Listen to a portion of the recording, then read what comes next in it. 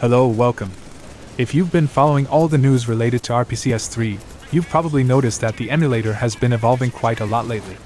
We now have full support for microphone emulation, which added more than 30 games to the playable list, along with several smaller fixes.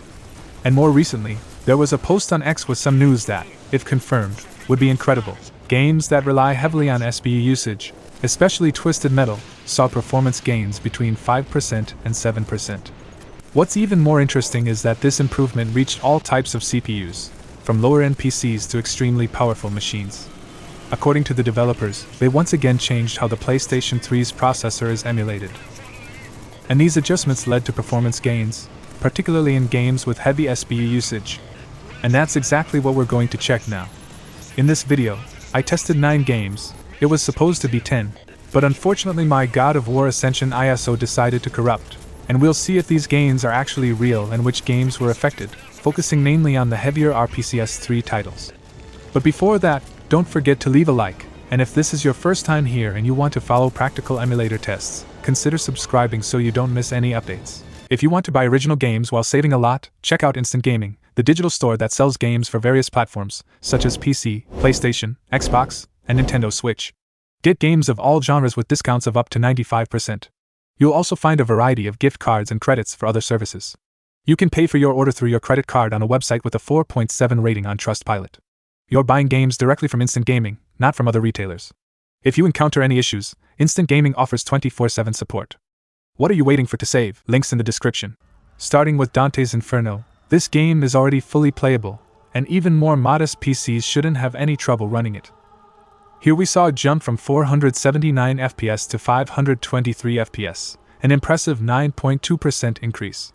Honestly, that's a better start than I expected, but let's see how heavier games perform.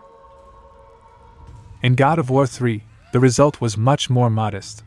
In practice, it's basically a tie, but if you want the exact number, we had less than a 1% gain, going from 110 FPS in the old version to 111 FPS in the new one. In Gran Turismo 5, things got a bit strange. Even though it's still essentially a tie, we didn't see a gain, but rather a slight drop, from 171 FPS down to 168 FPS. This difference could be due to the car's position during capture, since the race starts with the car already moving, and even small distance differences can impact the result.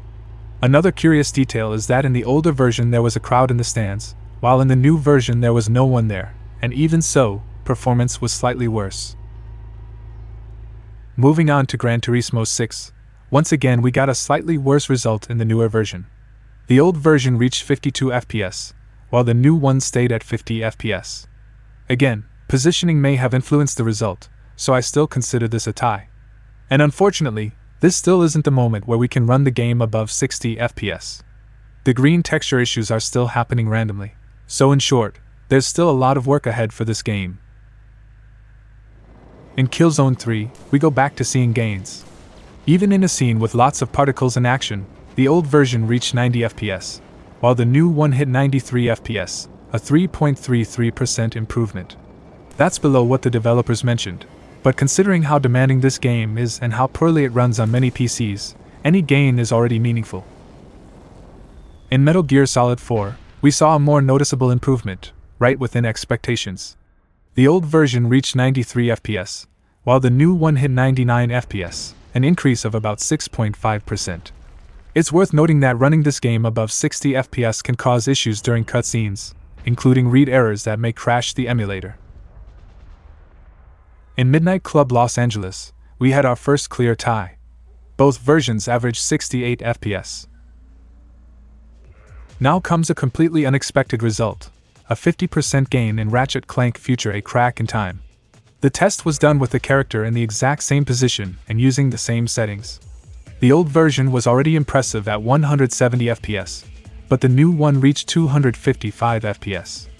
That's a massive jump. However, I can't guarantee the game remains stable throughout the entire gameplay, since this test was focused purely on performance. Finally, in Red Dead Redemption, we saw gains within expectations.